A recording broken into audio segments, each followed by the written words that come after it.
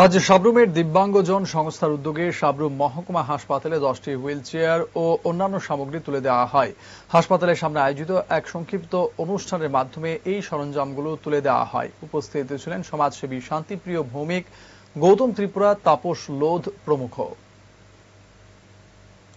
সরকারের সামাজিক এবং ন্যায়পরায়ণ দপ্তরের উদ্যোগে এবং দক্ষিণ জেলা দিব্যাঙ্গ সেলের উদ্যোগে সমাজের যারা 60 বয়স্ক এবং দিব্যাঙ্গজন তাদেরকে আমরা বিভিন্ন শারীরিক সরঞ্জাম প্রদান করি।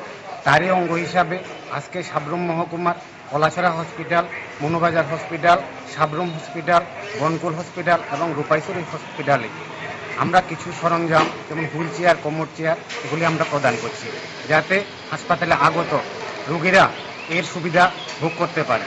তারা চলাফেরার ক্ষেত্রে এই হুইল চেয়ার এবং কোমর চেয়ার অনেকটাই কাজ দেয়।